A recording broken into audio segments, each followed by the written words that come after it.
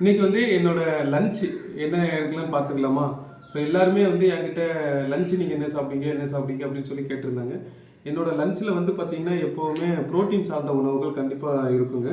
அது கூட இன்னைக்கு வெயில் ரொம்ப அடிக்கிறதுனால தயிரை ஊற்றி நல்லா பசும்பால் தயிர் இதை தான் ஊற்றி நம்ம சாப்பிட போகிறோம். ஸோ நமக்கு வந்து இந்த லஞ்சில் வந்து கார்போஹைட்ரேட் இருக்குது, அப்புறம் வந்து தயிருக்கு வந்து ப்ரோபயோட்டிக் இருக்குது, அப்புறம் வந்து ப்ரோட்டீனுக்கு வந்து எக் இருக்குது. இதில் என்ன மிஸ் ஆகுதுன்னா காய்கறி ஃபைபர் மட்டும் மிஸ் ஆகுதுங்க. ஸோ இந்த ப்ரோட்டீன் கூட ஃபைபர் சேர்ந்து சாப்பிடும்போது நம்ம வந்து வெயிட் கெயின் ப்ராசஸ்க்கு வந்து ரொம்ப யூஸ் ஆகும். இந்த ப்ரோட்டீன் ப்ளஸ் ஃபைபர் சேர்த்துச்சுன்னா உடம்பு வந்து அப்சர்வ் ஆகுறது ரொம்ப சூப்பராக இருக்கும். ஆனால் வெறும் ப்ரோட்டீன் ப்ளஸ் கார்ப்ஸ் எடுத்திங்கன்னா நீங்கள் என்ன வெயிட்டில் இருக்கீங்களோ அந்த வெயிட்டில் வந்து நம்ம மெயின்டைன் தான் பண்ணிகிட்டு இருக்க முடியும்.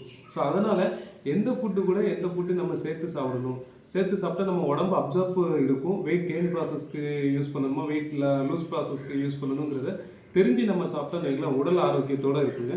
ஸோ கார்ப்ஸ் வந்து எப்போவுமே நான் வந்து கம்மியாக தான் எடுத்துப்பேன். கம்மியாக எடுத்துகிட்டு அது கூட ப்ரோட்டீன் சார்ந்த உணவுகள் சாப்பிடும்போது இது என் உடம்புக்கு தேவையான போதுமான கலோரிஸ் ப்ளஸ் வந்து ப்ரோட்டீன் வந்து எனக்கு கிடச்சிருச்சு.